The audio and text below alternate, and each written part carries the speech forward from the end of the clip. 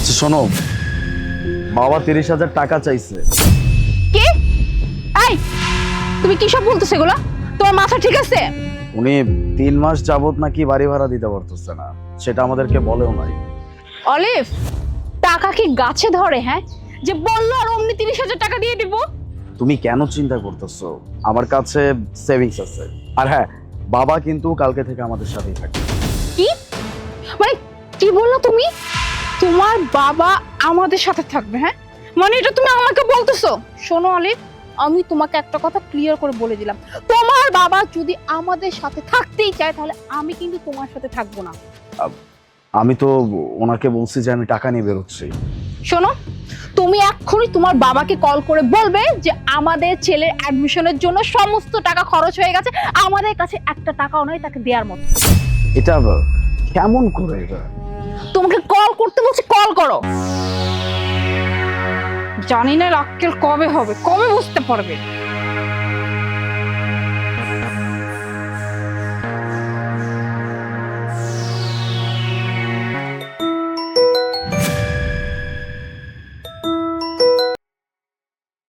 Hello বাবা, sorry, আমি আপনাকে টাকাটা দিতে পারতেছি না।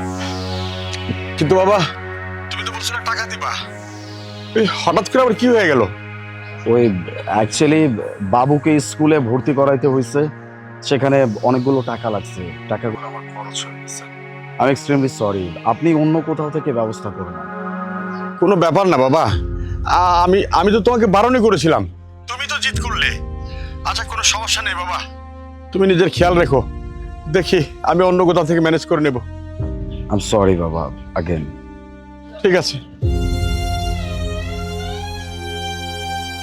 বাহ, তুমি তো বেশ খুব সুন্দর গুছিয়ে মিথ্যা কথা বলতে পারো। যাই হোক, ভালোই করেছো। তবে একটা কথা আজকে তোমাকে বলে দিচ্ছি, আমার পারমিশন ছাড়া কাউকে একটা টাকাও তুমি দিতে পারবে না। 1 মিনিট, কল আসছে। হ্যালো বাবা। হ্যাঁ মা, আমি জামাইকে 30,000 টাকার কথা বলেছিলাম, কিন্তু বাড়িওয়ালা আমাকে নোটিশ দিল আজকের মধ্যে যদি আমি টাকা না দেই তাহলে আমাকে বাড়ি থেকে বের করে দেবে। আমি টাকার জন্য অনেকের কাছে গেলাম, কেউ আমাকে টাকা দেয়নি। পরে চিন্তা করলাম, দেখি জামাইকে বলি। জামাইকে বললাম, জামাই প্রথম রাজি হয়েছিল, কিন্তু পরে আবার না করে দিল। কেন না করলো আমি জানি না রে মা, আমার কাছে আর কোনো উপায় নাই রে মা, তাই বাধ্য হয়ে আমি তোকে ফোন করলাম। কি বলতেছো বাবা তুমি? ওই ওই টাকা তোমার দরকার ছিল? হ্যাঁ মা। বাবা বাবা, শোনো, তুমি একদমই চিন্তা করো না, তুমি একটু অপেক্ষা করো, আমি কিছুক্ষণের মধ্যেই টাকা নিয়ে ওকে নিয়ে তোমার কাছে আসতেছি। ঠিক আছে মা, তাড়াতাড়ি আয়। আচ্ছা ঠিক আছে, রাখি। অলিভ, তোমার কি একটা বার উচিত ছিল না এটা আমাকে জানানোর যে আমার বাবা টাকা চেয়েছে, আর তুমি আমাকে জানালে না?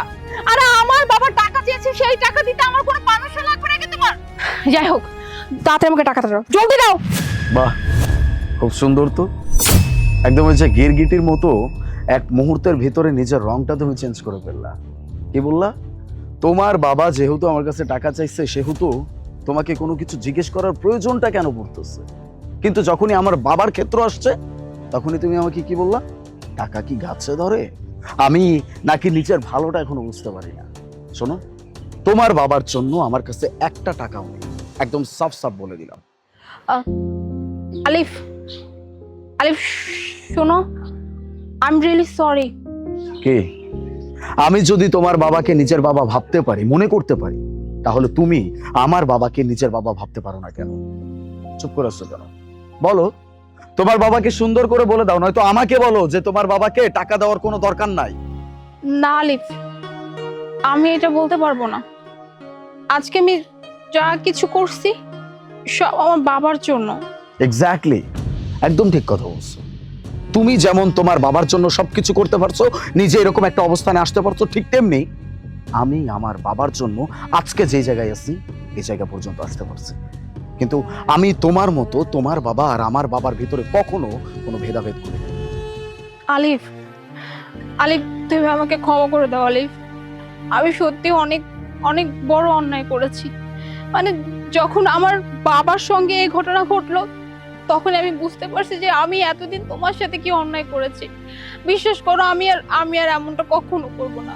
আজকের পর থেকে আমি তোমার মা বাবাকে আমার নিজের মা বাবার মতো করে দেখবো, তাদেরকে সম্মান করবো, ভালোবাসবো। প্লিজ আমাকে তুমি মাফ করে দাও আমার এই অন্যায়ের জন্য। ঠিক আছে, নো প্রবলেম। যেটা এখন বলছো এই কাজটা তোমার আরো অনেক আগে থেকে করা উচিত ছিল। যাই হোক, চলো তোমার বাবাকে নিয়ে আসতে হবে। আলিফ, আরে থ্যাংক ইউ সো মাচ। তাড়াতাড়ি চলো। চলো।